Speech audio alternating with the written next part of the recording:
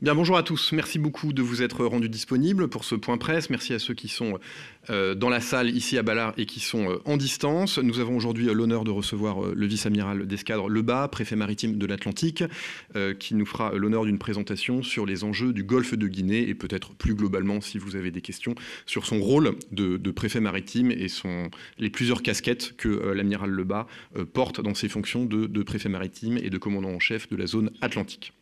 Je vais, comme il est l'usage, commencer par les points d'actualité du ministère, puis je détaillerai l'agenda de Madame Parly, puis nous basculerons sur le focus thématique du jour sur le golfe de Guinée, puis nous ferons avec le colonel Deschamps un point sur les opérations.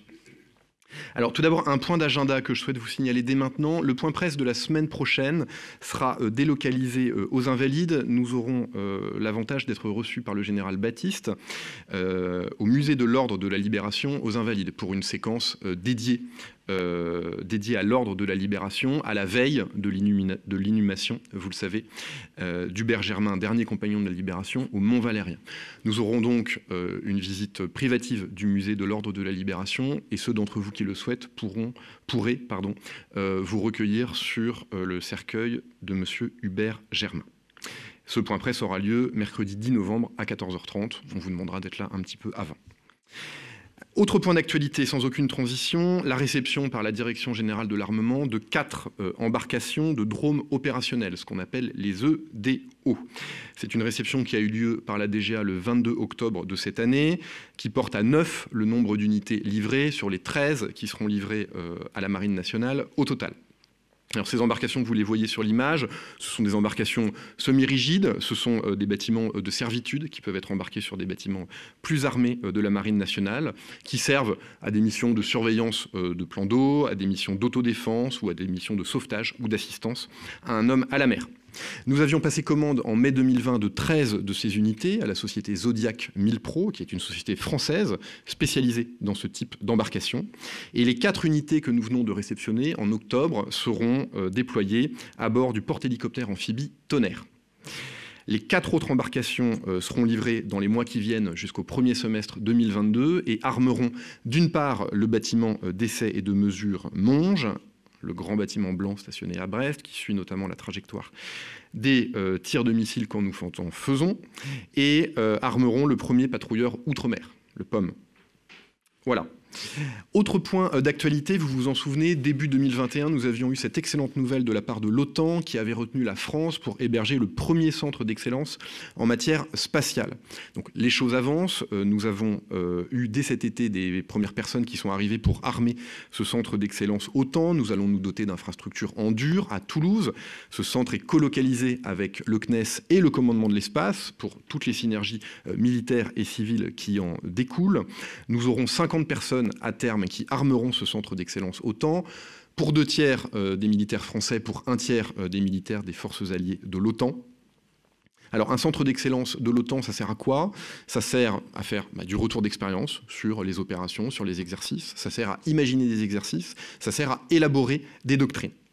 C'est le 29e centre d'excellence OTAN à travers le monde, mais encore une fois le premier en matière spatiale et la France est très fière d'avoir remporté cette compétition. Et donc se tient une réunion de lancement, si vous voulez, de l'installation de ce centre d'excellence OTAN, qui aura lieu du 8 au 10 novembre 2021, animée par l'équipe projet du commandement de l'espace, qui chapeaute la mise sur les fonds baptismaux de ce centre d'excellence OTAN. Vous pourrez participer à un micro tendu, si vous le souhaitez, à l'issue de ces échanges, le 10 novembre à 15h30, au Cercle national des armées. Autre point d'actualité relatif à l'armée de terre, l'organisation d'un premier forum sur la justice militaire. Alors, un forum co-organisé par, d'une part, l'Académie militaire de Saint-Cyr-Couët-Quidan et le général de Courrèges qui commande cette académie militaire, et d'autre part, le parquet général de la Cour de cassation à Paris avec M. François Molins qui est procureur général près la Cour de cassation. Ça sera 2 journées à partir du 18 novembre, donc 18 et 19 novembre, la première journée au musée de l'armée et le lendemain à la Cour de cassation. 2 journées de réflexion sur les questions éthiques, philosophiques, morales, juridiques qui découlent du changement de paradigme qu'on voit sur les champs de combat qui ont trait à la robotisation, aux soldats augmentés, à l'intelligence artificielle. Et donc ce sera un lieu d'échange entre des spécialistes de différentes disciplines, historiens, juristes, spécialistes de l'éthique ou de la philosophie.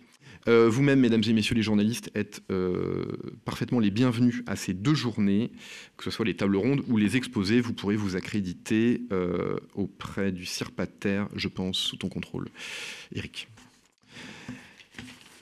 Autre point d'actualité, un symposium des chefs d'état-major des marines riveraines du golfe de Guinée. Alors c'est un sujet évidemment totalement connexe au focus thématique du jour, mais ayez en tête que dans le cadre de l'exercice qui a lieu en ce moment même, Grand African Nemo, sur lequel l'amiral reviendra dans un instant, est organisé à Pointe-Noire au Congo les 8 et 9 novembre, le 6e symposium des chefs d'état-major de la marine de tous les pays riverains du golfe de Guinée, donc il y en a 19 si ma mémoire est bonne, du Sénégal au Nigeria. Alors les 5 premiers symposiums avaient été organisés à Brest, à Dakar, à Saint-Germain-en-Laye, à Accra au Ghana, puis à Paris en 2020. L'objectif, c'est de faire dialoguer les marines des pays du golfe de Guinée, la marine nationale. L'amiral Vendier sera évidemment présent à ce symposium qui aura pour thème l'opérationnalisation de l'architecture de Yaoundé, on vous expliquera ce que c'est tout à l'heure, et la sécurisation des domaines maritimes internationaux. Donc c'est un symposium organisé par la République du Congo avec l'appui de la marine nationale française et avec le soutien de l'Union européenne. Je vous signale que le second jour de ce symposium, donc le 9 novembre, il y aura un Media Day, un VIP Day qui se passera à la mer.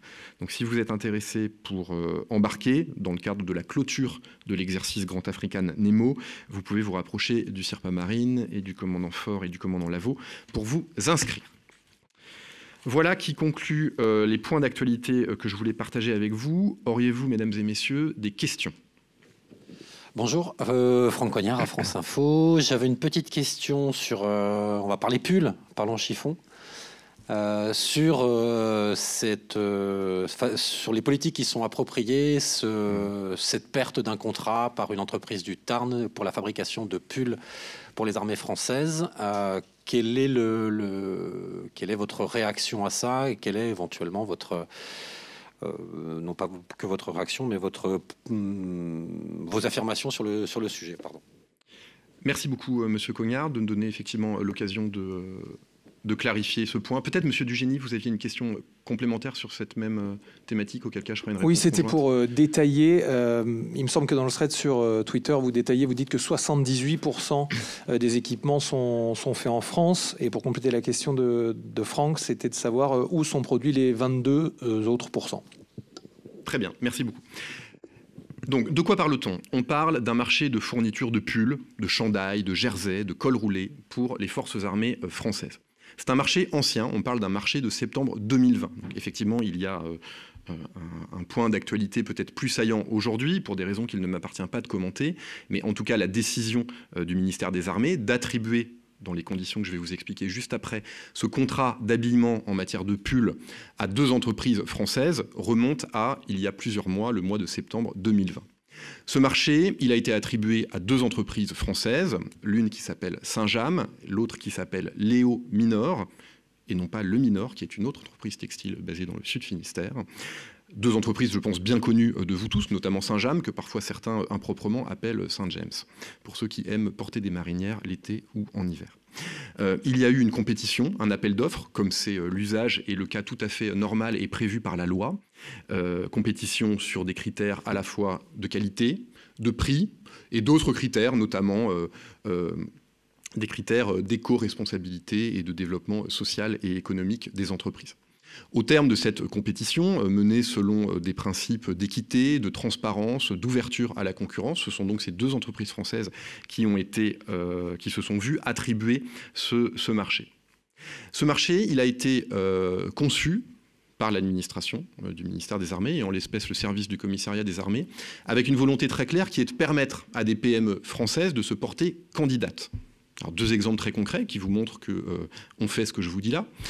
On a, le terme est un peu technique, mais c'est le bon, alloti ce marché. C'est-à-dire qu'au lieu d'acheter en gros à une seule et même entreprise beaucoup de pulls, on a découpé en tranches de saucisson le marché pour permettre à des entreprises de taille plus modeste de pouvoir s'attaquer à une partie du marché seulement. Et c'est pour ça que ce marché, il a été découpé en 3 lots.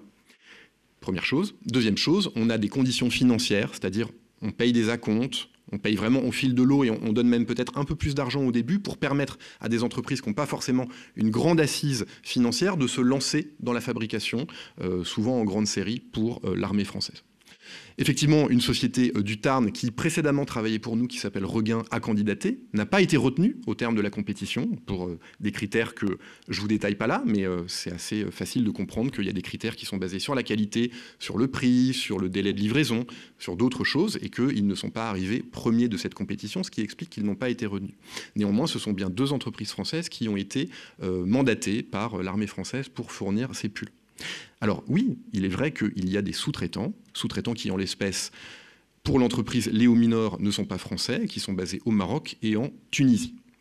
L'entreprise Saint-James, elle, fabrique absolument tout dans la Manche et en tout cas en France. Donc il n'y a aucun fournisseur chinois, ni pour la confection, ni pour l'assemblage, ni pour la matière première. Donc ça, c'est une pure désinformation. C'est pour ça que j'ai souhaité le corriger sur les réseaux sociaux. Et ce sont donc bien 2 entreprises françaises qui se sont vues attribuer ce marché.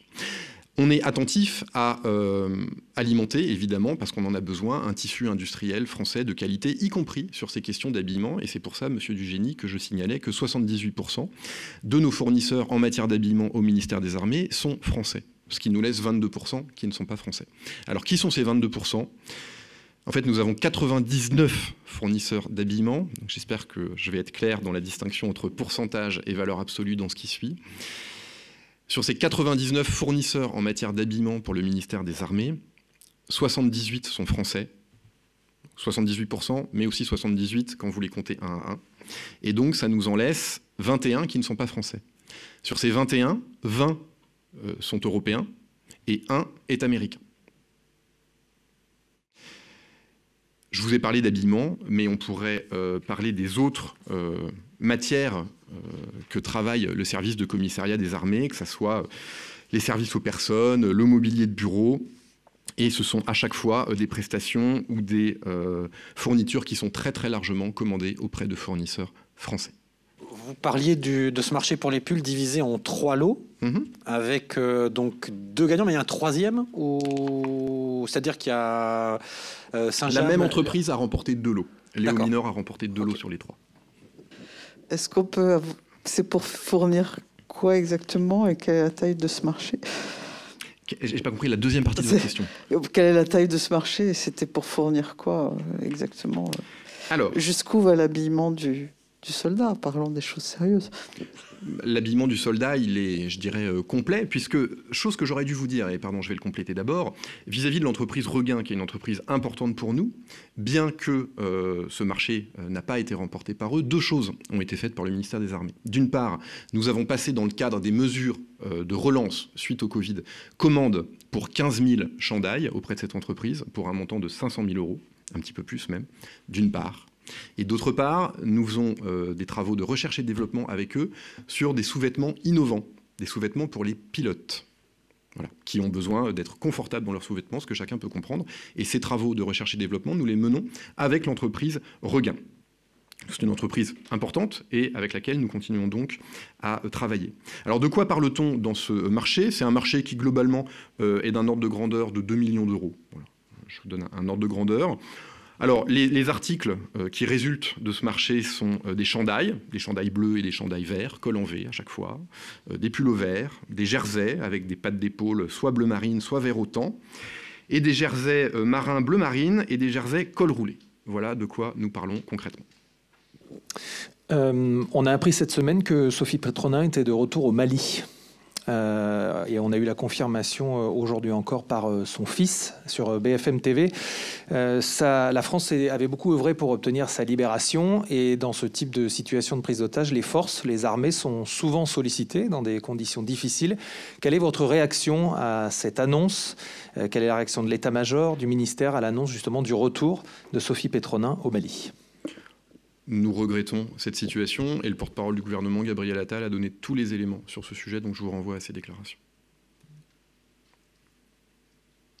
Y a-t-il d'autres questions sur les points d'actualité? Il y a un article qui dit que l'Espagne s'intéresserait au F-45, ce qui mettrait en danger le projet du SCAF. Un article paru hier par Vincent Lamigeon qui relève des propos que l'Espagne pourrait être intéressée par l'achat de 50 F-45. Je voulais savoir F-35. si vous aviez une... F-35, pardon. Est-ce que vous avez une réaction?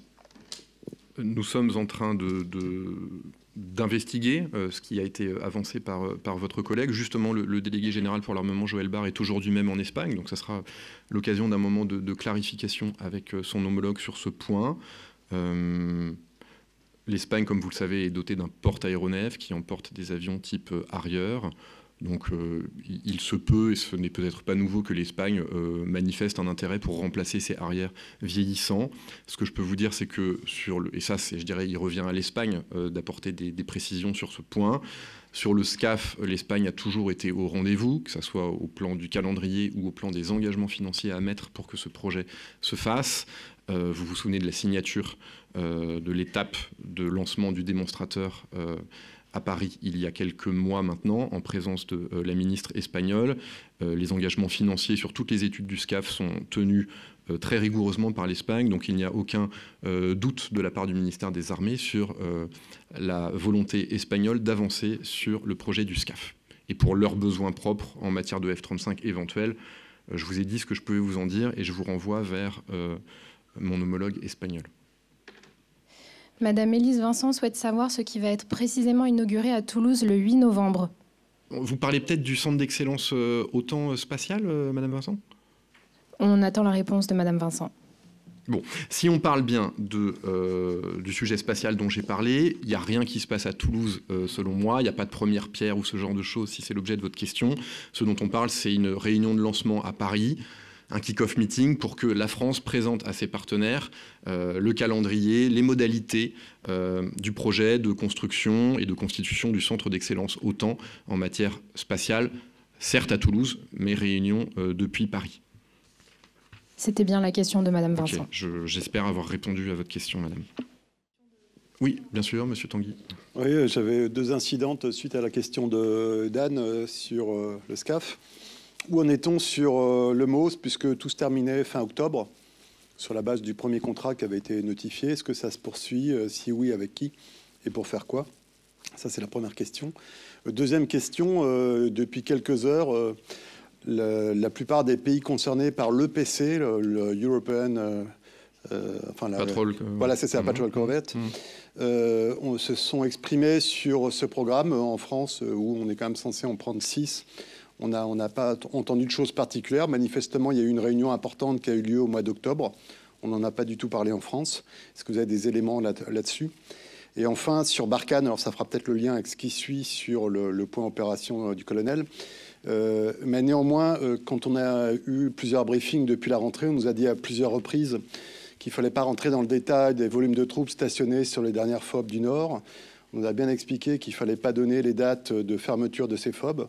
Or, on les voit, de façon assez nette se dessiner dans des articles qu'on a publiés récemment. Donc, est-ce que les consignes ont changé? Est-ce qu'il n'y a plus lieu d'être discret sur ces dimensions-là? Ou est-ce que ça n'a pas été bien compris? Merci. Ok. Alors, sur le MOS, il y a effectivement une décision... je dirais unilatérale de l'Allemagne de se rapprocher des Américains pour se doter d'avions de patrouille maritime qui complexifie singulièrement le programme en coopération MOS que nous avions lancé avec eux. Néanmoins, les études qui étaient lancées se poursuivent et donc à ce stade, le travail continue, même si je conviens avec vous qu'il est mal engagé pour la suite. Mais en tout cas, à ce stade, il revient à nos autorités de prendre des décisions formelles sur ce point. Et ce que je peux vous dire, c'est que les études en cours se poursuivent. Sur le projet EPC, alors je confesse ne pas avoir vu les récentes déclarations des pays partenaires sur ce point. Ce que je peux vous dire, c'est que c'est un sujet qui est évoqué dans la loi de programmation militaire, mais pour une période postérieure à 2019-2025. Hein, on se situerait dans les années 25-30 pour de premiers financements et un lancement en tant que tel du projet EPC. Donc c'est un projet auquel la France est attachée, mais je ne suis pas capable de vous donner plus de détails. Sur votre dernière question, je laisserai le colonel Deschamps bien évidemment compléter. À ma connaissance, il n'y a pas eu de changement de consigne ou de volonté de communiquer différemment sur les calendriers, les modalités de retrait des différentes emprises, mais le colonel Deschamps peut vous compléter cela tout de suite. Oui, bonjour Monsieur Tanguy. Non, pas de changement pour l'instant, on vous tiendra au courant en temps voulu. Pour l'instant, il y a toujours des actes administratifs qui sont en cours. Juste pour revenir un petit peu sur le dossier SCAF, les contrats devaient être passés avec les industriels. Alors j'ai plutôt en tête les phases 1B, 1A, 1C, 2, etc. Mais il y avait des contrats dans mon souvenir qui devaient être signés à l'été ou après l'été. Ils ne sont toujours pas signés. Airbus et Dassault discutent toujours, si j'ai bien compris. Est-ce que vous pouvez nous donner un peu une vision ou un horizon pour la signature de ces contrats?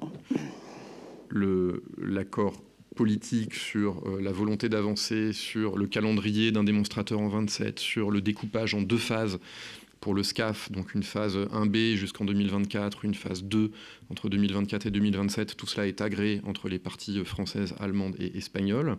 Reste maintenant un contrat à signer en tant que tel. C'est l'objet des discussions qui sont en courte finale en ce moment et dont nous devrions voir l'aboutissement d'ici la fin de l'année. On vous le dira quand la fumée blanche s'apprêtera à sortir. Ce n'est pas encore tout à fait le cas, mais il y a un travail intense qui est fait avec Airbus et Dassault notamment pour arriver à ces signatures très rapidement dans les semaines qui viennent. Peut-être une dernière question d'actualité. Sinon, je vais passer à l'agenda de la ministre des Armées. Donc, l'agenda de la semaine, je ne vous le donne pas, vous l'avez eu hier par électronique. Celui de la semaine prochaine, extrêmement rapidement, comme à mon habitude. Lundi 8 novembre, Madame Parly s'entretiendra avec Madame Dariussec, puis elle s'entretiendra avec Bruno Even, qui est le PDG d'Airbus Hélicoptères. Elle déjeunera avec le ministre de la Défense du Qatar et elle s'entretiendra avec le ministre de la Défense de Lituanie. Le lendemain, elle aura un conseil restreint de défense. Elle présidera la cérémonie d'adieu aux armes du général d'armée aérienne Lanata, aux Invalides, puis aura une séance de questions d'actualité au gouvernement à l'Assemblée nationale. Le lendemain 10 novembre, à nouveau un conseil restreint de défense, puis un conseil des ministres.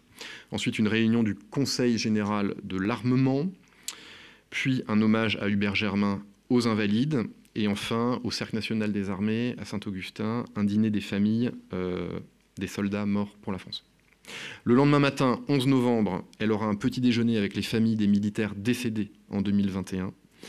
Puis, elle participera aux cérémonies du 11 novembre, d'abord à Paris, puis au Mont-Valérien, pour l'inhumation de M. Hubert Germain. Puis s'entretiendra en fin de journée avec le général Jacques Langlade de Montgros, qui est le commandant de l'EUTM en République centrafricaine. Elle participera au Forum de Paris pour la paix le lendemain, le 12 novembre. Et dimanche de la semaine prochaine, le 14 novembre, elle s'envolera pour Dubaï pour participer au Dubai Air Show. Voilà pour l'agenda de Madame Parly pour la semaine prochaine. On va maintenant passer au focus thématique de ce point presse qui traite du golfe de Guinée en présence de l'amiral Lebas, que je remercie encore très sincèrement pour sa présence. Juste quelques éléments très rapides d'introduction avant de céder respectueusement la parole à l'amiral. Vous dire que le golfe de Guinée est un espace évidemment stratégique pour la France. Nous avons 80 000 ressortissants français. 400 000 Européens vivent dans cet espace, à l'ouest du continent africain. Le golfe de Guinée, dans notre acception, pour qu'on parle tous de la même chose, ce sont 19 pays qui s'étendent du Sénégal à l'Angola. J'ai dit une petite coquille tout à l'heure. C'est évidemment une zone très importante, notamment pour nos approvisionnements stratégiques. Il y a 12% du pétrole importé en France qui transite par le golfe de Guinée. Nous avons une présence militaire dans la zone, d'abord en Côte d'Ivoire, avec les forces françaises en Côte d'Ivoire. Ce sont 950 militaires depuis le 1er janvier 2015. C'est une des 2 bases avancées en Afrique. Donc ce sont des forces de présence. Et nous avons des éléments français au Sénégal. Ce sont 400 personnes, des militaires et des civils, qui sont un pôle opérationnel de coopération. C'est une zone, le golfe de Guinée, qui est confrontée à de nombreuses menaces. C'est d'abord l'épicentre mondial de la piraterie et du brigandage maritime. Pour l'année 2020, nous vous donnons des chiffres. 114 actes de piraterie ou de brigandage et 142 personnes kidnappées. Première chose. Deuxième chose, une menace terroriste qui se diffuse vers le golfe de Guinée et qu'on voit dans le nord de la zone, notamment dans la région de Kafolo en Côte d'Ivoire. Donc une menace qui s'est confirmée en 2020 et au début de l'année 2021. D'autres facteurs de déstabilisation de la zone, la pêche illicite, l'amiral y reviendra très certainement, la raréfaction de la ressource halieutique et l'augmentation des trafics, que ce soit la drogue ou les armes, vers ou depuis l'Europe, bien souvent. Évidemment, un contexte d'instabilité politique sur lequel je ne reviens pas. Alors, qu'est-ce qu'on fait, nous, dans ce cadre-là? L'amiral va le détailler. Simplement vous rappeler que la Marine nationale est présente quasi en permanence depuis 1990 avec l'opération Corimbe, que nous sommes en soutien de l'architecture de sécurité maritime de Yaoundé, qui est une initiative qui date de 2013 et qui vise à coordonner les efforts des pays du Golfe de Guinée en matière de lutte contre la piraterie maritime notamment. Nous organisons le symposium des chefs d'état-major de la marine dont j'ai parlé. Nous avons évidemment des relations bilatérales avec tous ces pays. Nous avons des officiers qui sont insérés dans les forces armées des pays du Golfe de Guinée. Nous avons une quinzaine d'officiers insérés. Et nous avons des développements communs, par exemple l'Institut de sécurité maritime interrégional à Abidjan, l'École nationale à vocation régionale de Tika, en Guinée équatoriale, ou peut-être plus récemment, puisqu'elle a été inaugurée le 10 juin 2021, l'Académie internationale de lutte contre le terrorisme avec la République de Côte d'Ivoire. Nous agissons, nous Français, dans un cadre également européen. Il existe un mécanisme qui s'appelle la présence maritime coordonnée, qui permet aux pays volontaires de l'UE et aux pays du Golfe de Guinée de mieux se coordonner. L'Espagne, le Portugal, l'Italie font partie de ce mécanisme. Et il y a, dans le cadre de l'initiative européenne d'intervention, un groupe de travail lancé par le Danemark, qui là aussi a pour vocation de faciliter la coordination opérationnelle entre ces pays. Et puis il y a un organisme qui s'appelle le G7++, qui réunit donc l'Union européenne, les 19 États riverains du Golfe de Guinée, avec une présidence chaque année par un membre du G7, coprésidence avec un pays du Golfe de Guinée. Voilà, je m'arrête là et je cède très respectueusement la parole à l'amiral Lebas qui vous détaillera tout cela infiniment mieux que moi. Amiral. Merci, monsieur le porte-parole. Bonjour à tous. Alors, pour commencer, je vais vous proposer d'abord une petite vidéo qui va nous permettre de tomber la veste, d'enlever nos jerseys et pour rejoindre les chaleurs tropicales et quitter la froideur parisienne pour nous mettre dans l'ambiance du Golfe de Guinée.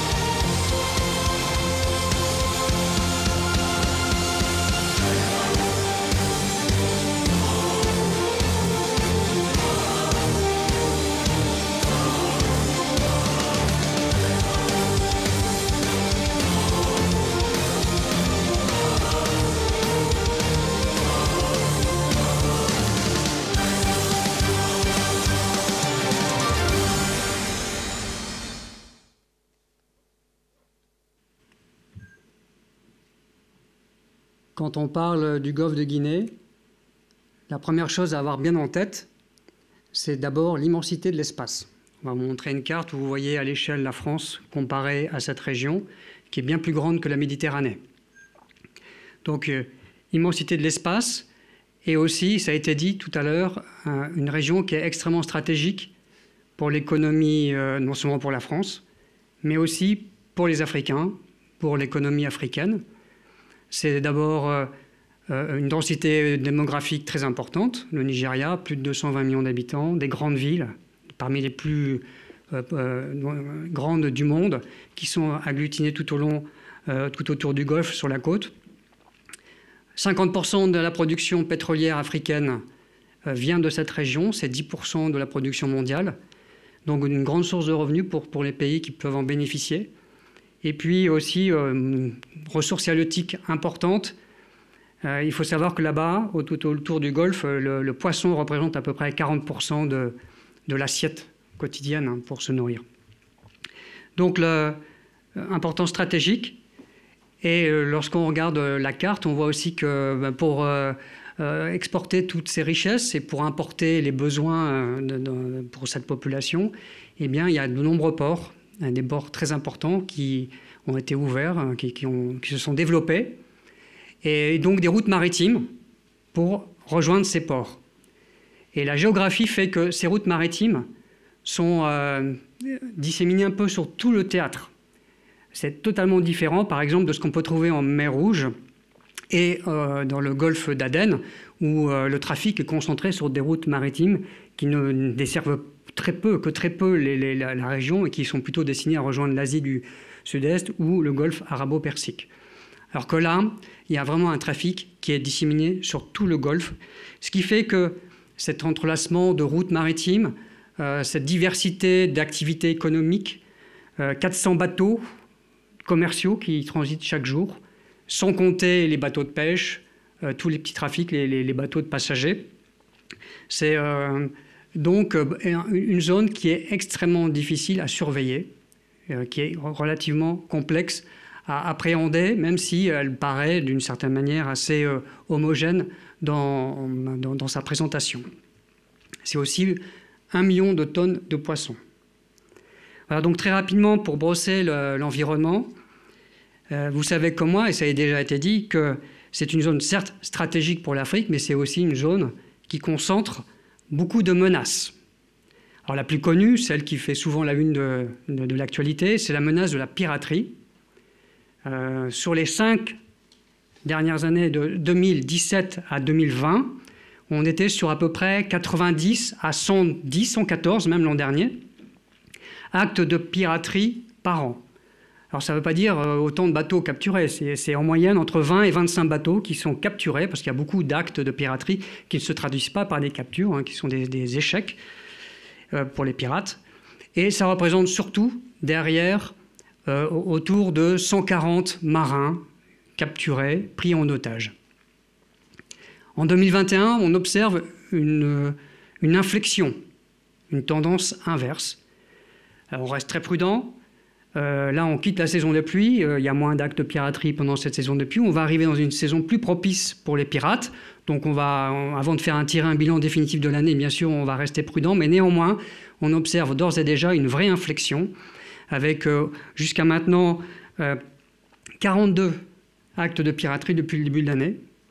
Et quand même, mais c'est moins qu'avant, 56 otages qui ont été capturés et libérés. Alors, prudence, oui, parce que ne serait-ce que la semaine dernière, il y a eu 2 attaques encore. Donc une qui a mené à un échec. Je vous raconterai un petit peu pourquoi. Et puis une qui a été malheureusement couronnée de succès pour les pirates. Mais la piraterie n'est pas la seule menace.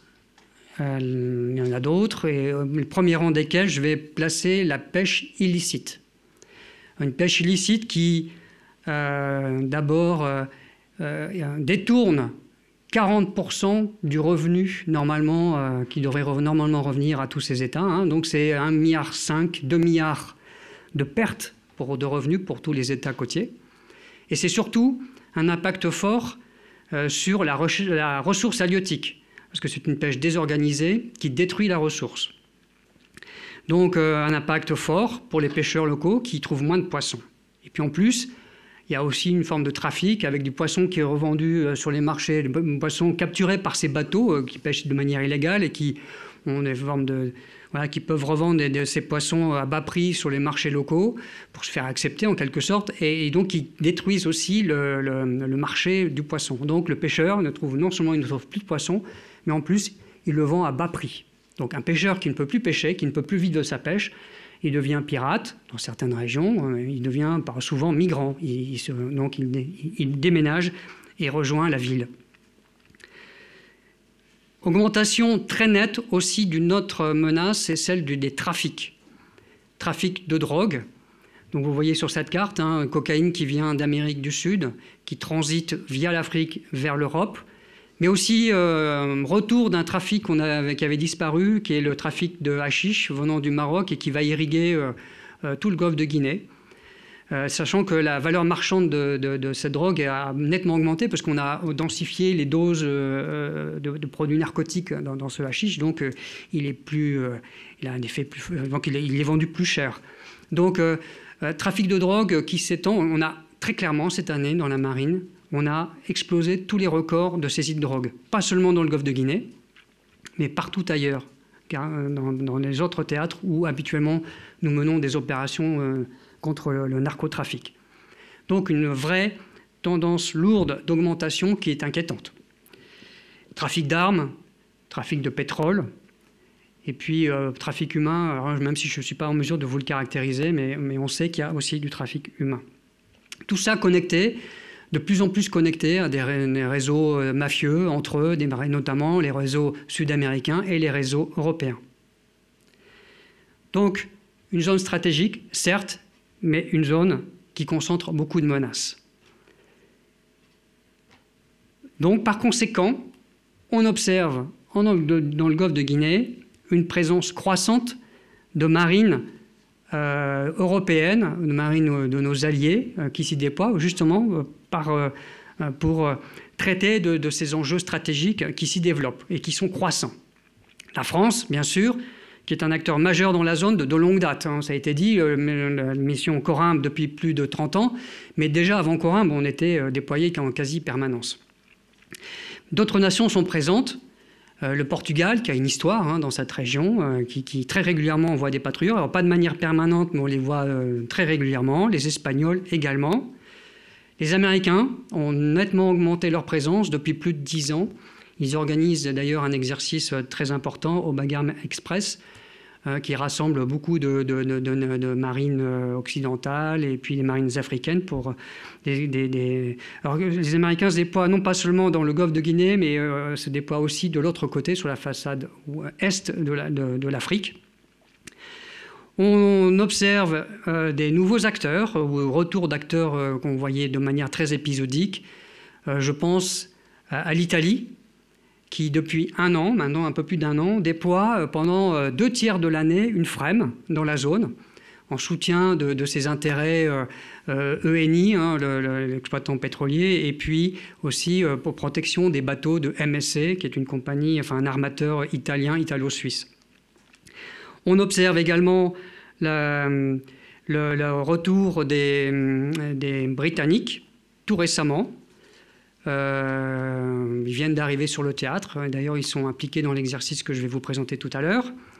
Et puis, j'oublierai pas le Brésil, qui est un acteur qui s'est reconfiguré, qui était avant très présent dans l'Est méditerranéen pour participer à la mission de protection FINUL en mer, et qui a décidé de cesser cette opération pour recentrer ses efforts sur le golfe de Guinée. Donc, depuis un an, on observe de manière très très régulière des frégates ou des patrouilleurs brésiliens avec lesquels on coopère très bien. Des acteurs nouveaux, qui vont arriver très bientôt, le Danemark. Le Danemark a montré un intérêt très fort pour cette région parce qu'évidemment, l'industrie maritime représente une puissance très importante, une puissance économique très importante pour elle. Et donc, poussée par son industrie maritime, elle a voulu participer, contribuer à la réduction de la menace piraterie dans la région. Elle envoie pour ça une frégate, alors je vais m'essayer à la prononciation danoise, une frégate très bien armée, une belle frégate Estensnar, qui va arriver très prochainement et qui va participer là aussi à nos exercices, l'exercice Grand African Nemo. Donc une multitude d'acteurs qu'on peut considérer comme nos alliés, avec lesquels nous coopérons, mais nous avons aussi d'autres acteurs qui se déploient dans la zone, qui ne sont pas vraiment nos alliés, qui sont des acteurs qui sont légitimes. Hein. Je pense à la Turquie. Vous avez vu très récemment le voyage de M. Erdogan dans les pays qui entouraient cette région et qui montre la volonté turque d'être présente, là aussi, elle aussi, dans cette région.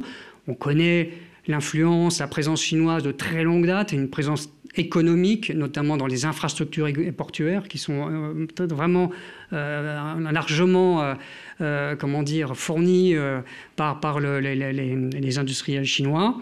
Et puis, en ce moment, vous avez un task group, une force navale russe qui vient de se déployer, qui termine un déploiement de quelques semaines dans la zone, qui est en train maintenant de refaire route vers le nord. Donc on voit même nos compétiteurs stratégiques, parce que je classe la Russie parmi nos compétiteurs stratégiques, qui se déploient eux aussi dans la région. Donc une région avec des enjeux de sécurité, des enjeux économiques, des enjeux géopolitiques de croissants et qui, de fait, conduit de nombreuses nations à s'y déployer, à s'y intéresser, à y travailler et à y coopérer. Alors comment nous, forces armées françaises, nous travaillons, nous opérons dans la zone? Alors pour cela, nous utilisons de multiples leviers parce que nous visons une approche globale, qui se veut globale. Alors quels sont ces leviers? Je vais les développer un peu après, mais pourquoi moi je suis ici devant vous aujourd'hui? C'est parce que le chef d'état-major des armées m'a confié le commandement opérationnel de tous les moyens navals français, nationaux, déployés dans la zone. Donc je les contrôle et pour le compte du CEMA, sous les ordres du CEMA, j'assure la conduite opérationnelle de tous ces éléments. Quels sont les objectifs qui me sont alloués? Premier objectif, c'est défendre, préserver, être en mesure de préserver nos intérêts nationaux, nos intérêts européens. Comme ça a été dit, 80 000 ressortissants français tout au long du golfe de Guinée et 400 000 citoyens européens. Donc ça nous oblige. Et deuxième objectif qui nous occupe beaucoup, c'est l'accompagnement de tous nos partenaires africains dans le développement de leurs capacités pour les aider à pouvoir prendre de manière autonome les missions pour assurer leur pleine souveraineté dans leur espace maritime. Donc, très clairement, une mission de coopération avec tous ces pays. L'état final recherché, très clairement, un espace maritime dans le golfe de Guinée moins dangereux, dans lequel les trafics illicites sont jugulés et les actes violents dissuadés. Pour y parvenir, quels sont les leviers sur lesquels nous agissons? Alors, il y a des leviers opérationnels, je vais vous les décrire, les patrouilles de bâtiments, par exemple, ou d'avions, et différents leviers de coopération navale. Ce sont des leviers qui s'inscrivent dans un cadre bien connu, parfaitement maîtrisé, de l'opération nationale Corimbe et de nos partenariats et de nos accords de défense avec tous les pays, ou certains pays pour les accords de défense, et des partenariats avec tous les pays autour du golfe de Guinée. C'est aussi de plus en plus des leviers qui vont s'inscrire dans le cadre de coopération multilatérale. Alors je pense bien sûr au processus de Yaoundé, et que je vais développer, je vais vous expliquer un peu après, depuis 2013, et puis plus récemment, depuis 1 an, dans le cadre de la présence maritime coordonnée pilotée par l'Europe. Donc la CMP ou la PMC, selon que l'on parle anglo-saxon ou français, avec un volet industriel notamment pour des outils qui sont développés spécifiquement pour cette politique de soutien au processus de Yaoundé par l'Europe. Alors je commence par les leviers opérationnels. À tout seigneur, tout honneur, les bâtiments.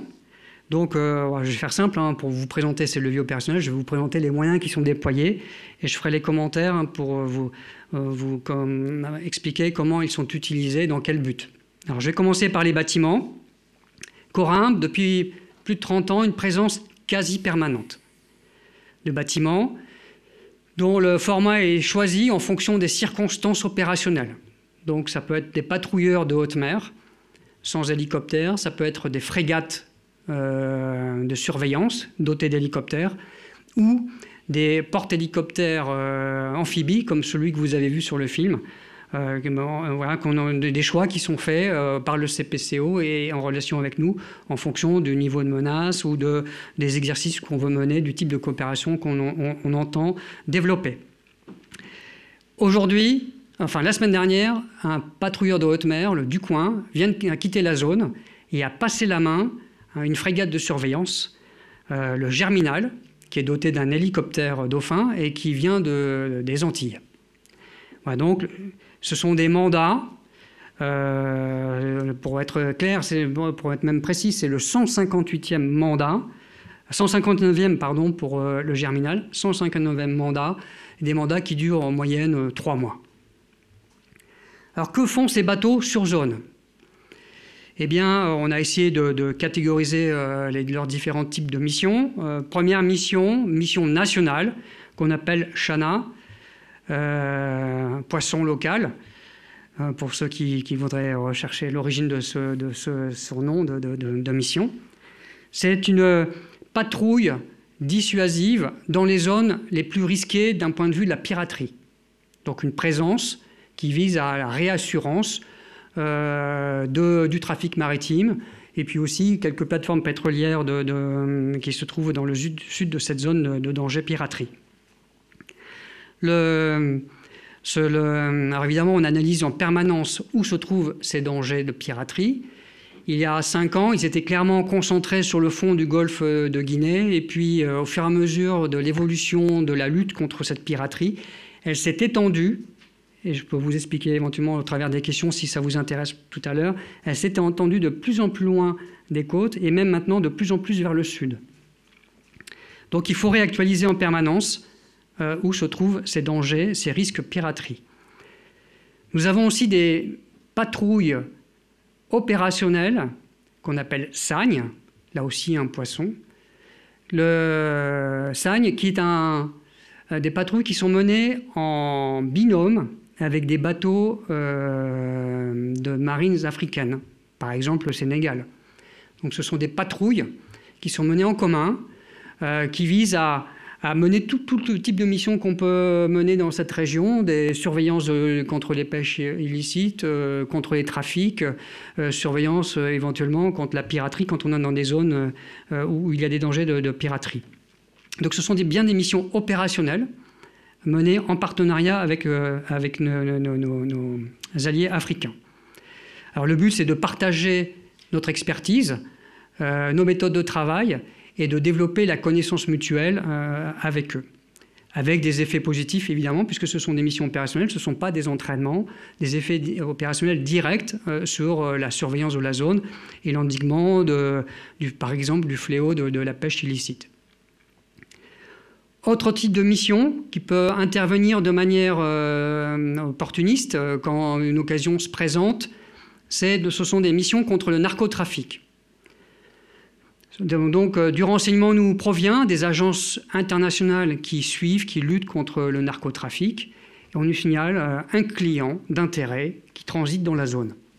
À ce moment-là, en lien avec le CPCO, je change un peu de casquette, je prends ma casquette de préfet maritime et je dis voilà, je propose de mener cette opération contre le trafic de drogue. Alors ça peut être fait de plusieurs manières. Ça peut être fait d'abord en autonomie française. C'est ce qui a été fait, par exemple, au printemps dernier avec le Dixmude, qui a intercepté un bateau qui venait d'Amérique du Sud à 500 km au sud de la Côte d'Ivoire, et un bateau qui transportait 6 tonnes de cocaïne. Donc on a saisi 6 tonnes de cocaïne. C'est le record français dans la zone. 6 tonnes, c'est monstrueux. C'est de la cocaïne pure. Avec ça, on fait 18 tonnes de cocaïne telle qu'elle est vendue sur le marché. On parle de centaines, voire milliards d'euros. Ou alors ça peut être fait aussi en coopération avec nos pays partenaires africains. Alors là, plus récemment, c'était il y a 15 jours, 3 semaines, le renseignement nous est parvenu et nous l'avons, avec l'accord des agences internationales, nous l'avons donné au Sénégal. Et aider le Sénégal par ce renseignement et aussi par le soutien que nous avons pu apporter dans le suivi du client, le repérage du client par nos avions, aider les Africains à mener leur opération. Et c'est eux-mêmes, avec leurs moyens, leurs patrouilleurs, à 350 km des côtes, de nuit, qui ont mené l'interception, qui ont saisi le bateau, à bord duquel on a pu saisir 2 tonnes de cocaïne. Voilà, donc 2 façons de faire, soit en autonomie quand aucun partenaire africain n'est en mesure de faire l'opération, ou quand c'est possible, nous préférons leur passer le relais et les aider à mettre en œuvre leurs moyens, autant qu'ils en ont besoin, bien on apporte notre soutien. Voilà pour la lutte contre le narcotrafic. Autre moyen que j'ai déjà évoqué, parce que ce n'est pas un moyen qui travaille tout seul dans son coin, mais qui travaille toujours en coordination avec les bateaux de surface, c'est notre Falcon 50, un avion de surveillance maritime qui est déployé à Dakar, qui participe aux missions de patrouille, qui va éclairer les patrouilles sur l'avant, qui va donner beaucoup de renseignements à nos partenaires africains, et puis aussi qui peut mener, qui est là-bas également pour mener des missions de SAR, de récupération, enfin de sauvetage en mer. Tout récemment, à 500 nautiques, 1000 km en gros des côtes du Cap-Vert, eh bien, le Falcon est allé repérer un bateau, un voilier qui était en train de sombrer et a permis d'orienter un cargo qui passait à proximité pour récupérer le skipper qui a pu être transféré sur le cargo juste avant que le voilier ne sombre complètement. Voilà donc une capacité à intervenir très rapidement avec des degrés d'alerte faibles. Tous ces moyens, ils ont besoin d'être coordonnés, ils ont besoin d'être commandés et ce travail est fait depuis Brest, depuis le centre de commandement des opérations maritimes de Brest.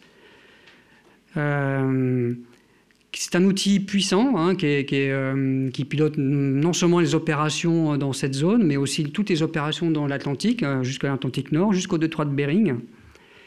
Alors évidemment, il y a plusieurs plateaux. Il y a un plateau Atlantique Nord, un plateau qui concerne la proximité de nos approches, et puis un plateau dédié au golfe de Guinée. Donc pilotage de toutes ces opérations avec des marins qui sont experts de ce théâtre, qu'ils connaissent parfaitement, et puis aussi des marins qui ont beaucoup de compétences dans le domaine de la conduite des opérations, de la planification, de la logistique, très importante, et puis également, vu les élongations, la taille du théâtre, et puis également beaucoup de compétences dans le domaine du renseignement. Donc c'est cet outil qui me permet d'orienter avec pertinence les moyens et de faire vivre non seulement les opérations, mais les coopérations, un sujet que je vais maintenant développer, que je vais développer un peu plus tard.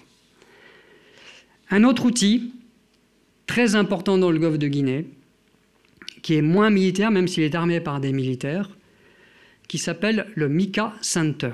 Peut-être que certains d'entre vous ont déjà entendu parler de ce MICA Center, Maritime Information Cooperation and Awareness, qui a été créé il y a 4-5 ans pour répondre aux enjeux de sécurité dans la zone au profit de l'industrie maritime. Donc ça a été créé, même presque sur demande de l'industrie maritime, à leur profit pour analyser le risque pour la sécurité nautique, la sécurité maritime et diffuser l'information directement vers les armateurs et vers les bateaux qui transitent dans la zone. C'est un outil qui est hébergé à Brest, qui travaille 24 heures sur 24, 7 jours sur 7, et qui a été monté en partenariat avec les Britanniques. Donc on a tous les deux un savoir-faire dans ce domaine, et donc on l'a mis en commun pour concevoir un outil parfaitement adapté au golfe de Guinée. C'est un outil, comme je vous l'ai dit, qui évalue la situation maritime dans les approches de l'Afrique et qui identifie là où se trouve la piraterie. Justement, l'analyse permanente des zones de danger piraterie, elle est faite de manière très efficace au sein de ce MICA Center. En cas d'attaque, le MICA Center intervient parce que tous les bateaux qui transitent dans la zone et qui sont abonnés, il faut être abonné, il faut être volontaire, mais qui s'abonnent au service du MICA Center, peuvent appeler le MICA Center lorsqu'ils détectent une menace piraterie. Et le MICA Center, avec son réseau, va activer les secours, l'intervention des marines locales, l'appel à un bateau allié français ou autre dans la zone pour immédiatement chercher à intervenir et faire stopper l'attaque en cours. Et en plus, le MICA Center va alerter tous les bâtiments qui se trouvent à côté pour leur demander de s'écarter du danger, leur proposer de s'écarter du danger. Et bien sûr, c'est une information qui est extrêmement précieuse pour les capitaines de navires qui transitent dans la zone. Le MICA Center monte en puissance, il est de mieux en mieux connu, mieux en mieux appréhendé par l'industrie maritime. Il y aurait pu avoir des réticences au départ, et on voit, au fur et à mesure qu'on mesure son efficacité, un ralliement de plus en plus marqué de nombreuses compagnies maritimes qui veulent travailler et qui travaillent de manière très fluide avec le MICA Center. Et plus il y a de compagnies maritimes, d'armateurs qui travaillent avec nous, et plus on dispose d'une information fine, réactualisée, sur la menace piraterie, qu'on peut rediffuser à tout le monde. Donc c'est un outil extrêmement efficace sur lequel, bien sûr, avec mon centre de commandement, sur lequel je m'appuie en permanence. Alors, le MICA Center, par exemple, tout récemment, a contribué à l'échec d'une attaque de pirates contre le bateau MSC Lucia, une compagnie MSC donc, italienne, qui avait d'abord eu le réflexe d'appeler la frégate italienne, mais qui était beaucoup trop loin, qui ne pouvait pas intervenir. Donc la frégate italienne nous a retransmis l'information MICA Center, qui a permis l'intervention d'un hélicoptère, d'un autre bateau, pour faire fuir les pirates. Et depuis, le chef opération de MSC travaille beaucoup plus avec nous et va directement prendre contact avec le MICA Center plutôt que d'essayer de passer par les moyens nationaux. Voilà, tout ça pour vous démontrer la puissance de l'outil et son efficacité. Beaucoup d'acteurs, beaucoup de pays, de moyens engagés, des moyens africains, locaux, des moyens venant de l'extérieur, l'Europe notamment.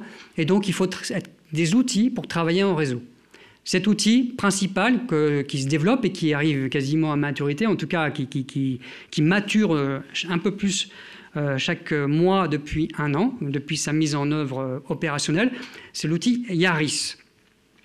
YARIS, c'est un système d'information opérationnelle. Tous les centres de commandement, les bateaux en mer, sont connectés entre eux.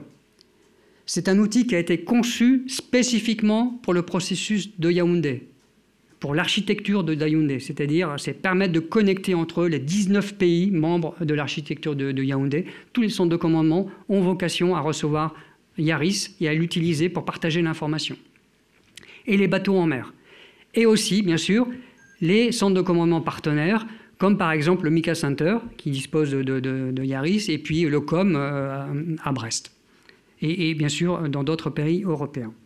Ça a été développé sur fonds européens dans un projet qui s'appelle GOGIN, et qui permet donc d'échanger avec fluidité un protocole commun, interopérable, entre tous les centres de commandement qui sont déployés autour du golfe de Guinée. Il y en a 27.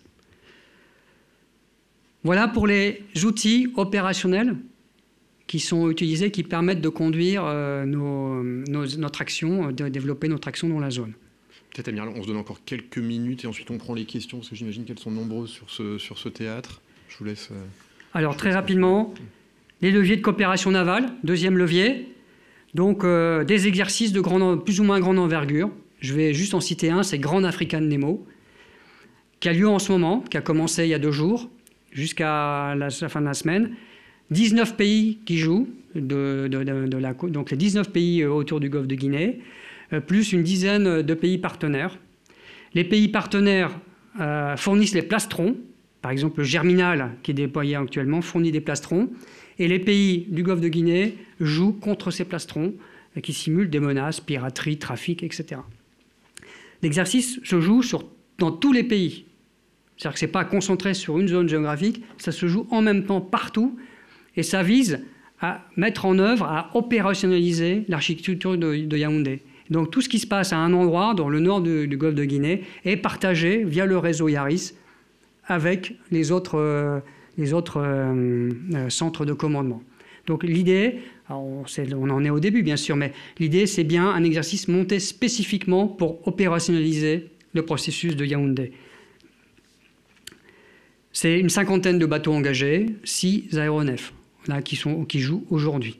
Donc il y aura, comme ça a été dit, la semaine prochaine, le VIP Day pour conclure, terminer cet exercice. Il y a d'autres exercices de moins grande envergure, qu'on appelle African Nemo, qui se jouent aussi plusieurs fois dans l'année. Puis beaucoup d'interactions au quotidien, dès qu'on a l'opportunité, pour mieux se connaître et puis développer notre interopérabilité. Beaucoup d'actions aussi de formation à terre durant les escales. Donc on forme en gros dans une année normale entre 500 et 1000 marins africains. Alors, enfin pas pour tout, mais pour des actions spécifiques, mise en œuvre de tel type d'artillerie, technique d'approche d'un bateau pour une saisie, pour une visite, technique de fouille d'un bateau, etc.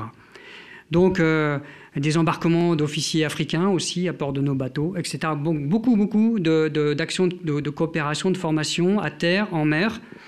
Et donc, s'il nécessite de notre part, pour être efficace, une étroite collaboration avec les éléments et les forces françaises qui sont déployées en Afrique, au Sénégal, en Côte d'Ivoire ou au Gabon. Donc, on travaille en permanence avec eux, mais aussi avec tout le réseau de coopérants et d'attachés de défense répartis sur la zone, pour bien comprendre les besoins de nos partenaires africains et ajuster au mieux notre coopération avec eux. Tout ça se joue dans un cadre multinational, celui du protocole de Yaoundé. Donc, comme vous l'avez vu sur la carte, qui est un maillage de 19 pays. Enfin, je ne rentre pas dans le détail. Vous avez sur la carte les différents centres de commandement, 2 grands centres interrégionaux, des centres de coordination sur des régions plus étroites, et puis ensuite jusqu'aux centres de commandement nationaux de chacun de ces pays. Donc, avec le soutien, toute notre action, comme je vous l'ai dit, au travers des exercices et des coopérations, vise à opérationnaliser et à renforcer cette structure. Entre Européens aussi, vous avez vu qu'on est de plus en plus nombreux, donc il faut qu'on améliore notre coordination sur zone pour être efficace. Depuis 1 an, a été mis en place au sein de l'Europe, sous l'égide de l'Europe, de l'état-major de l'Union européenne, la CMP ou la PMC, c'est-à-dire la présence maritime coordonnée, qui fait que tous les bateaux de l'Europe qui s'abonnent sur la base du volontariat à cette dynamique, coordonnent leur déploiement de manière à se répartir les zones, les calendriers et optimiser, maximiser les efforts des marines européennes dans la région. C'est un processus qui monte bien en puissance. Aujourd'hui, 4 pays abonnés, Portugal, Espagne, Italie et France. Et puis bientôt, on espère, le Danemark qui travaille avec nous. J'ai un officier de liaison actuellement à Brest qui travaille avec nous dans le centre de commandement pour évaluer justement la pertinence pour les Danois de ce principe. Voilà donc un exemple de coordination, c'est le Ducoin, durant les 2 mois qui viennent de passer, qui a toujours coordonné son action avec la FREMM italienne, de manière à bien se répartir le travail et les zones de patrouille. Voilà, en conclusion, je dirais que le travail de la marine française et des forces armées françaises dans la zone, qui se fait en relation étroite avec les éléments français positionnés là-bas, sur place en Afrique, vise au renforcement de la sécurité maritime dans le golfe de Guinée. Alors c'est une stratégie qui s'inscrit dans le cadre de coopération dont on mesure chaque année le renforcement et la structuration. Donc le processus de Yaoundé se renforce, s'améliore au fil des années. dans un paysage multilatéral et au sein duquel la France est un partenaire particulièrement reconnu. D'abord parce qu'il y a une longue tradition, une longue connaissance de la zone, et puis parce qu'on travaille aussi bien avec nos partenaires africains qu'avec nos partenaires européens, brésiliens, américains. Donc c'est une stratégie française qui se construit sur le temps long et qui se construit dans le respect des souverainetés et des intérêts, bien sûr, des partenaires africains de la zone. Donc ce sont des résultats qui se mesurent à l'aune de l'amélioration, de la montée en gamme des capacités opérationnelles de nos partenaires africains. C'est ça qui fait qu'on mesure notre efficacité, qui est notre jauge. Et nous observons effectivement une montée en gamme de ces capacités. Je vous ai cité l'interception par le Sénégal de nuit à 350 nautiques des côtes. Ça aurait été inimaginable il y a 5 ans. Je peux citer comme autre exemple ce que fait le Nigeria aujourd'hui avec une montée en puissance de ses moyens, un équipement qui se densifie, l'achat de patrouilleurs, un arsenal juridique aussi qui s'est adapté à la menace piraterie, qui fait que, par exemple, il y a eu 2 procès cette année contre des pirates qui ont conduit à des sanctions très lourdes de ces pirates. Ça a conduit quoi? Ça a conduit à une modification du mode d'action des pirates, qui ne peuvent plus opérer en toute impunité auprès des côtes nigérianes, et qui sont peu à peu repoussés au large, de plus en plus loin. Et donc, qui ont un business model, excusez-moi cet anglicisme, qui devient de plus en plus compliqué. Parce que c'est beaucoup plus difficile de mener des actes de piraterie à 200 nautiques des côtes qu'à 50 nautiques. Donc, les pirates qui sont repoussés au large et qui se reconfigurent aussi un peu plus vers le sud. Donc, on voit bien que seule une coopération internationale et une combinaison de tous les efforts avec nos partenaires permettra d'éradiquer cette menace dans le long terme. Donc, une tendance aussi que j'ai signalée, que je présente avec beaucoup de prudence, une inflexion qui reste à confirmer, une inflexion du nombre d'actes de piraterie. Mais nous restons très prudents, nous restons très engagés. Les menaces sont encore là, menaces piraterie, menaces pêche illicite. Et certes, le golfe de Guinée est pour nous une zone de coopération, mais nous vivons aussi une période... comme le souligne le chef d'état-major des armées, une période dans un contexte géopolitique de confrontation, de compétition, de contestation, qui n'est pas forcément très présent dans cette zone-là, mais néanmoins qui n'épargne pas le golfe de Guinée. Donc il est important pour nous de rester très mobilisés à la fois dans toutes les actions que nous menons aujourd'hui, et puis aussi dans l'analyse des tendances lourdes dans la région.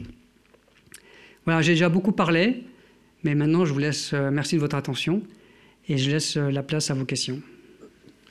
Merci beaucoup, Amiral. On commence avec Monsieur Tanguy, s'il vous plaît. Oui, bonjour, Amiral, ravi de vous revoir. J'ai pas mal de questions parce que votre exposé était dense, mais à certains moments, il manquait des dates ou des petites choses. Donc, si vous pouviez juste les compléter. Alors, d'une part, vous avez parlé de l'attaque déjouée sur le MSC Lucia. Est-ce que vous auriez la date de cette attaque? Alors, de mémoire, le 25 octobre. Attendez, donc, c'était en début de semaine dernière. OK. Le nom de la frégate danoise, puisque je sais que vous avez un bon accent danois, mais moi, ça fait très longtemps que je suis pas parfaitement le mot danois. Voilà. Alors, je peux vous l'envoyer. Je crois que vous l'avez sur votre document qu'on vous a donné. Ah, d'accord. Mais donc, si vous voulez, je peux vous épeler. Mais Allez-y. Attendez, il faut que je retrouve mes notes.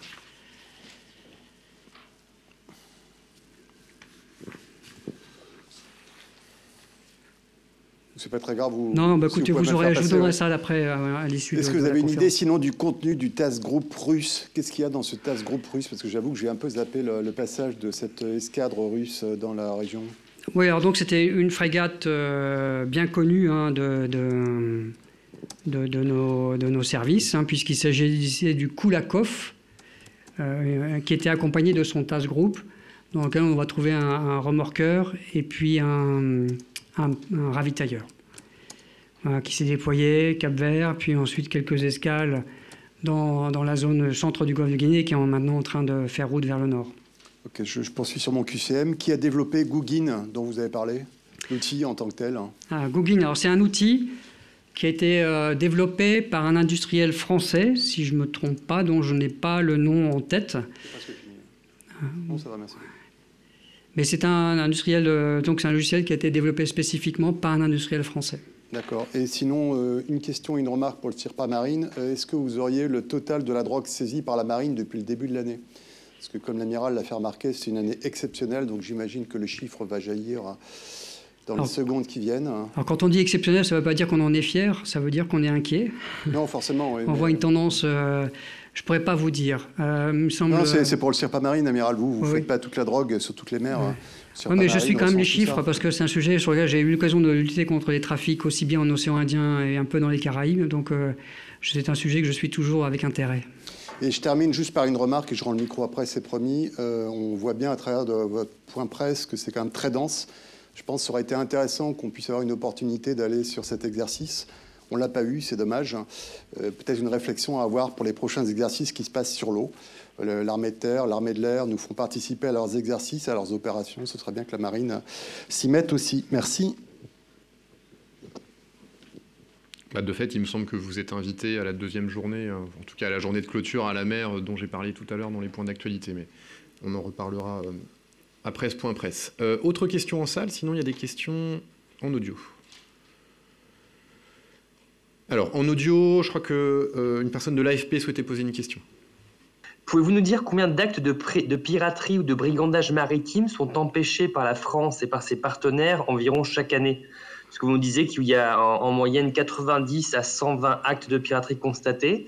Avec l'ensemble des forces sur la zone, combien est-ce que vous arrivez à en empêcher? Les actions les plus efficaces pour s'affranchir des actes de piraterie, ce sont d'abord ce qu'on appelle les BMP, les Best Practice mesures, donc les mesures de protection appliquées par les armateurs. La citadelle, c'est-à-dire la capacité pour l'équipage de se réfugier dans un bunker au milieu du bateau et de continuer à piloter le bateau tout en étant protégé de l'extérieur. Donc lorsque le bateau subit une attaque, tout l'équipage se rassemble dans ce bunker, est protégé et attend. Et au bout de quelques heures, souvent les pirates renoncent à leur attaque parce que l'alerte étant donnée, bien sûr, ils ne voudraient pas laisser le temps au secours et au service d'ordre d'arriver. C'est aussi des vitesses pratiquées rapides pour éviter, donc, compliquer l'attaque des pirates. Autre moyen très efficace, c'est d'être abonné justement au MICA Center et au MDATGOG, la cellule dédiée au golfe de Guinée. Parce qu'on est abonné, on a l'information, on reçoit immédialement des informations sur des actes de piraterie en cours, donc ce qui permet au commandant du navire de s'écarter de la zone de danger. Parce que lorsque les pirates échouent sur une attaque, leur réflexe, évidemment, c'est d'aller trouver une autre cible pour tenter leur chance ailleurs. Donc il faut absolument s'écarter. Et lorsque des bâtiments se trouvent dans la zone, effectivement, ils interviennent et ça suffit très souvent à interrompre l'attaque. Alors, ce sont des bâtiments soit européens, soit africains. Il y a l'intervention, par exemple, il y a quelques mois, de vedettes nigérianes et ghanéennes qui étaient très proches, c'était à 200 nautiques des côtes, donc très loin de leurs côtes, quasiment toutes les deux à la limite de leur zone de responsabilité, et dont l'intervention a permis de faire échouer une attaque. C'est par exemple la frégate italienne il y a quelques mois qui, par l'envoi de son hélicoptère, a pu faire échouer une attaque. C'est aussi pour la marine française, mais c'était il y a plusieurs années, qu'il y a eu aussi l'occasion de faire échouer des attaques par sa présence et son intervention au plus rapide. Donc il y a à la fois des effets d'opportunité, parce que le bateau n'est pas trop loin de l'attaque. Il faut être en mesure d'agir dans les premières heures, donc, entre 3 et 6 heures après le début de l'attaque, si on veut être efficace. Après, c'est trop tard. Donc l'hélicoptère est souvent un moyen efficace, mais ce n'est pas le seul.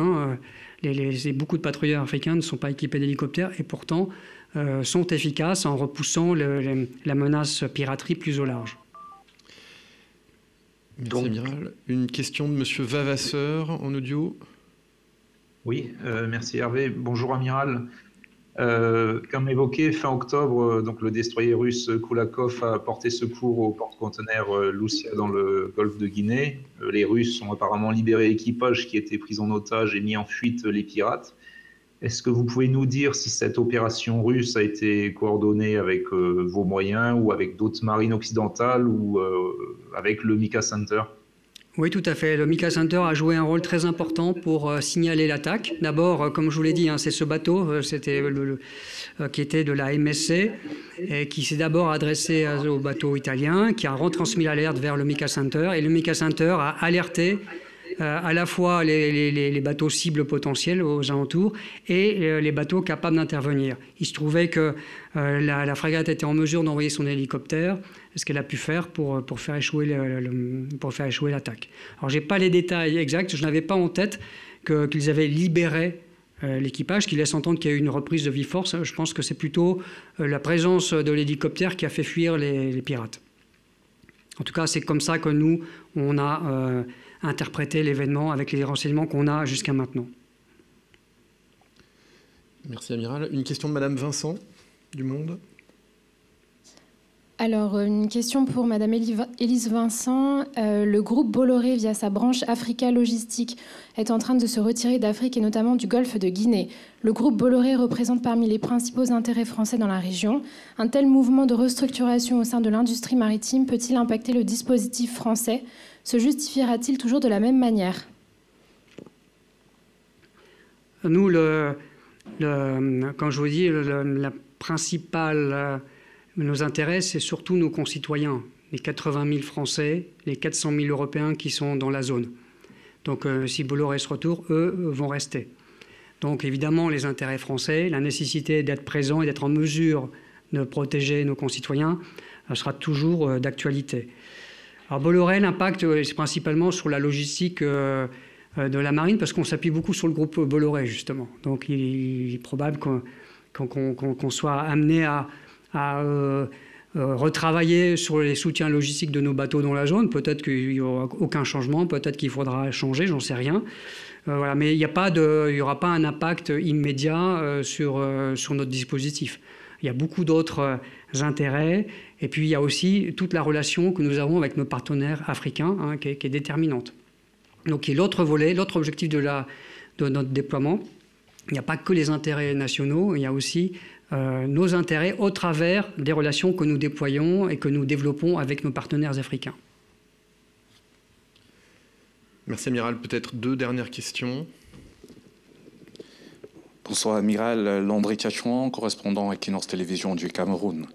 Nous voudrions savoir si vous avez une idée du profil des pirates et comment ils s'approvisionnent en matériel pour pouvoir mener leurs opérations. Un peu comme la même chose au Sahel, de tous ces djihadistes, comment font-ils pour avoir tous ces matériels pour faire face à ce déploiement? Et la dernière question est celle de savoir, vous ne craignez pas qu'à un moment ou l'autre, cette ruée vers le golfe de Guinée devient certainement pour certains de vos rivaux un terrain de conflit? Alors, pour répondre à la première question, les pirates, on sait qu'ils sont très majeurs, quasiment uniquement originaires de la côte du Nigeria. Donc, ils viennent de là. Alors, ils peuvent se déployer, ils peuvent être amenés à se redéployer sur la côte. Comment sont-ils équipés? On en a parlé tout à l'heure, il y a des trafics d'armes. Je pense que c'est assez facile pour eux de pouvoir s'équiper. En plus, comme ils rançonnent les équipages, les armateurs, ils reçoivent des subsides qui leur permettent ensuite de s'équiper en armement et en bateau, en outils. Voilà, donc on n'a pas plus de renseignements que pour ça. Ce qu'on sait pour l'instant, c'est qu'il n'y a pas de lien entre le terrorisme du Nord islamique et ce qui se passe le long de la côte. Pour l'instant, c'est encore deux sujets totalement séparés. Pour ce qui est de la concentration des moyens, je dirais qu'elle est quand même toute relative. On parle de 5 à 6 bateaux. Quand on voit l'immensité de l'espace, c'est quand même pas si conséquent que cela. Je pense que le développement en capacité des marines africaines est beaucoup plus important. Il y a beaucoup plus de bateaux, il y a une augmentation plus importante du nombre de bateaux du côté de l'Afrique que du côté des marines européennes ou autres qui se développent, qui se déploient dans la zone. Premier point. Et puis, ce qui est recherché par la plupart de ces acteurs, c'est la coopération, soit la protection de leur industrie maritime contre la piraterie, et toujours, pour tous ces acteurs, la coopération avec les pays africains. Ce n'est pas une zone de compétition entre ces acteurs venant de l'extérieur. Il n'y a pas de compétition sur place. Comme on l'a dit tout à l'heure, le MICA Center a coopéré, a diffusé de l'information vers notamment la Russie, enfin, le task group russe. Donc tous ces bateaux sont là en soutien d'une politique de coopération de leur pays avec les pays africains, ce qui est tout à fait légitime et pas inquiétant d'une certaine manière. Merci beaucoup, Amiral. Peut-être une petite dernière question en salle. Est-ce qu'on a mon chiffre des saisies de la drogue, s'il vous plaît? Merci. Le Sirpa Marine reviendra vers vous d'ici la fin de la semaine, Monsieur Tanguy, avec l'information. Commandant, vous prenez le... Et j'ai retrouvé l'orthographe du bateau danois. Merci infiniment, Amiral, pour tous vos renseignements qui étaient extrêmement précieux et précis. Merci notre nom à tous. Et je cède maintenant la parole au colonel Deschamps pour faire un point sur les opérations. À vous, mon colonel. Bonjour à tous. Donc aujourd'hui, je vous parlerai de Chamal, je passerai rapidement sur le golfe de Guinée, je vous parlerai également de Barkhane en premier lieu. On parlera ensuite de la CTF 150 et d'Agénor, puis de IFP dans les pays baltes, avant de revenir sur la Méditerranée et de terminer sur Résilience en Nouvelle-Calédonie. En Afrique, donc Barkhane en premier. Le 26 octobre 2021, dans le poste nigérien de Wallam, au nord de la base aérienne projetée de Niamey, s'est déroulée la cérémonie de transfert d'autorité du groupement tactique désert numéro 3. C'est le colonel Nicolas Oldra, chef de corps du 501e régiment de chars de combat, qui a pris le commandement de ce GTD Intervention et Partenariat de combat, baptisé Salamandre. Il succède au colonel Philippe de Tanouarn, qui commandait le GTD 3 Edelweiss depuis le mois de juillet 2021. Du 22 au 27 octobre, l'unité légère de reconnaissance et d'intervention numéro 3 des FAMA dans Songo, accompagnée par le task group franco-estonien de Gao, a réalisé une opération de réassurance auprès des populations locales. À Ménaka, l'ULRI 6 poursuit sa montée en puissance et sa formation initiale. Elle est entraînée par le task group franco-tchèque depuis 2 semaines. Les instructeurs européens leur procurent des cours d'approfondissement de la maîtrise de l'armement et les initient à la fouille de personnel. Prochainement, cette ULRI numéro 6 accompagnera pour la première fois le task group franco-tchèque en opération afin de lutter contre les GAT et de réduire cette menace dans la région du Liptako. Au cours du mois d'octobre, les avions de la force Barkhane ont réalisé donc 1002 sorties, réparties en 125 sorties chasse, 190 sorties ISR et 687 missions de transport ou de ravitaillement. Je passerai rapidement sur le golfe de Guinée, comme vous l'a annoncé l'amiral Lebas à l'instant. Du 2 au 7 novembre se tient donc l'exercice majeur Grand African Nemo, qui rassemble les 19 nations riveraines du golfe de Guinée et 10 autres nations, dont la France. En Afrique de l'Est, en Ouganda, du 8 au 19 novembre, se déroulera le premier cours d'instructeurs micro-drones soutenu par le Centre de formation des drones de l'armée de terre au profit de l'ONU. 2 instructeurs micro-drones français du CFD de l'armée de terre encadreront cette formation au profit de personnels civils et militaires des opérations de paix des Nations Unies. Si vous avez des questions sur ce sujet, je vous réorienterai vers le CIRPATER. Au Levant, Chamal, le 25 octobre, 2 rafales de l'armée de l'air de la base aérienne projetée au Levant se sont entraînées avec des JTAC irakiens dans le cadre d'un exercice de guidage au sol. Cet exercice consistait à assurer la coordination entre les chasseurs et les troupes au sol pour permettre un appui-feu aérien sur un objectif simulé pour l'exercice à proximité des troupes. Il a permis de délivrer une bombe réelle, pour le coup, une GBU-12, qui a été tirée donc sur la cible d'exercice. Pour les pilotes français en provenance de la 4e escadre de chasse de la base aérienne de Saint-Dizier, c'était le second exercice de ce type mené avec les JTAC irakiens. Avec l'appui des forces de la coalition qui prennent part à l'opération Inherent Resolve, les forces armées irakiennes ont récemment connu plusieurs succès dans leur lutte contre la Daesh. Le 18 octobre, sur la base de renseignements fournis par la coalition, les forces aériennes irakiennes ont effectué une frappe aérienne sur des implantations de Daesh dans la province de Kirkouk, au nord-est de l'Irak. Cette frappe aérienne et les tirs d'artillerie qui ont suivi ont permis aux éléments d'une division d'infanterie irakienne de reconnaître, de sécuriser puis de fouiller les lieux qui abritaient plusieurs caches importantes du groupe terroriste. Les forces irakiennes ont ainsi découvert et saisi une quantité importante d'armes, de munitions et du matériel de communication. Quelques jours plus tard, après une observation de signes d'activité dans une zone désertique située à environ 200 km au nord de Bagdad, les forces armées irakiennes ont ciblé une autre position de Daesh. Planifiée en moins de 24 heures, l'opération a consisté en une frappe aérienne réalisée le 1er novembre, suivie d'un ratissage par les troupes du commandement opérationnel régional concerné. Plusieurs terroristes de Daesh ont été tués ou capturés, des ceintures d'explosifs et de l'armement ont été saisies et détruits sur place. Ces démonstrations d'autonomie croissante des forces armées irakiennes sont notamment le fruit du travail des conseillers militaires du Joint Operations Command Advisory Team, le JOCAT, qui est la structure de conseil de très haut niveau commandée par un colonel français. À l'occasion de ces deux opérations, les différents officiers du JOCAT, dont de nombreux Français, ont été particulièrement impliqués, que ce soit dans l'exploitation du renseignement, l'élaboration des modes d'action par les militaires irakiens ou encore la production des dossiers d'objectifs facilement exploitables par les équipages. Donc la qualité du conseil prodigué aux états-majors irakiens par la France contribue chaque jour à la stabilisation de la région. Au cours du mois d'octobre, les aéronefs français basés au Levant et aux Émirats arabes unis qui sont engagés dans l'opération Chamal ont réalisé 290 heures de vol en 60 sorties aériennes.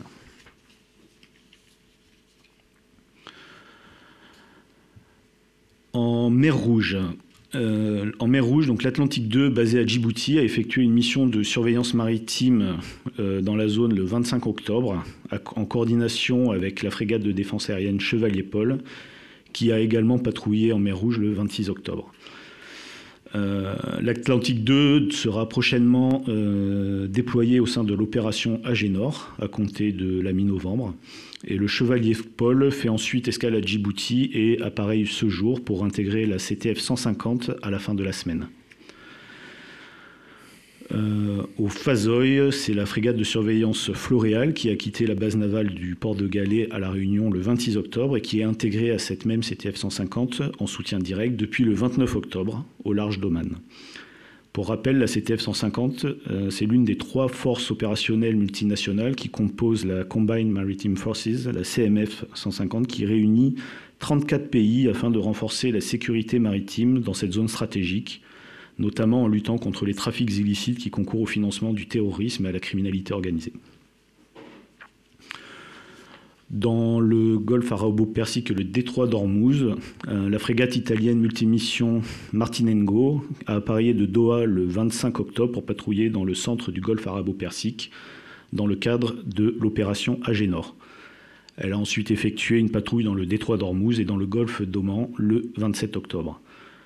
L'opération Agénor, pour rappel, constitue le volet militaire de la mission EMASO qui vise à assurer la liberté de navigation dans le golfe arabo-persique et le détroit d'Ormuz.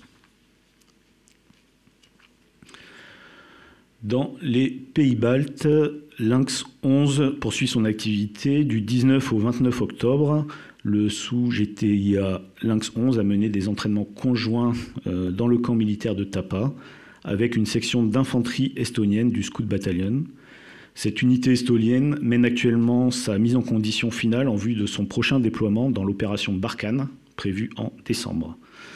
Ils ont joué divers scénarios qui sont propres au théâtre sahélien, la détection d'engins explosifs improvisés, l'intervention de la force de réaction rapide, la relève sur position, la coordination interalliée, l'escorte de convoi et la réalisation de patrouilles en milieu urbain. En Méditerranée, la frégate multimission Auvergne a appareillé de Toulon le 2 novembre pour rejoindre rapidement la Méditerranée orientale, dans lequel elle assurera les prochains mois la permanence française en soutien direct de l'opération Chamal. En Nouvelle-Calédonie, donc les 38 militaires du service de santé des armées et du régiment médical de l'armée de terre, ainsi que le matériel médical de pointe qui permet d'armer les 5 lits du MMR en Nouvelle-Calédonie, sont arrivés le 27 octobre à l'aéroport de la Tontouta, en provenance de la métropole. Le MMR, installé au sein du centre hospitalier territorial Gaston Bourré à Nouméa, a pu accueillir son premier patient dès le 29 octobre matin et accueille actuellement 4 patients, tous intubés, ventilés et nécessitant des soins lourds de réanimation. Ceci conclut ce point de situation et je me tiens prêt à répondre à vos questions. Oui, bonjour colonel, c'est Jean-Marc Tanguy. J'ai une question sur la Nouvelle-Calédonie précisément. Il va s'y dérouler un scrutin en décembre a priori. Est-ce que les armées ont renforcé leur posture? Le ministère de l'Intérieur a déjà communiqué sur la sienne. Il ne me semble pas avoir entendu parler de celle du ministère des Armées pour l'instant. Deuxième question, depuis quand la TL2 est à Djibouti? Et enfin, troisième question, vous avez évoqué le bilan mensuel de l'activité aérienne de Barkhane. C'est très bien, puisqu'on demandait ces chiffres depuis un certain temps. 687 sorties de transport en 31 jours, ça fait 22 par jour. Comment vous faites ça avec 5 avions? C'est-à-dire qu'ils volent 4 fois chacun, même plus que ça. Merci. Alors, pour répondre dans l'ordre, pour l'instant, il n'y a pas de renfort particulier déployé en Nouvelle-Calédonie en vue du scrutin du 3e référendum. La date de déploiement de l'Atlantique 2 sur Djibouti, je ne l'ai pas en tête, donc on vous la communiquera après. Je ne l'ai pas du tout, là, je ne peux pas vous dire. Je vous dis ça juste après la séance. Et pour ce qui concerne les sorties aériennes sur Barkhane, en fait, alors d'une part, on était dans une période de relève majeure des effectifs. Ça regroupe donc non seulement les ATT qui sont sur le théâtre, mais également tous les mouvements stratégiques entre la métropole et le théâtre. Très bien. Merci mon colonel. Ben, merci à vous. Merci à tous et rendez-vous la semaine prochaine, le 10 novembre, aux Invalides, pour ceux qui sont intéressés par l'ordre de la Libération. À bientôt.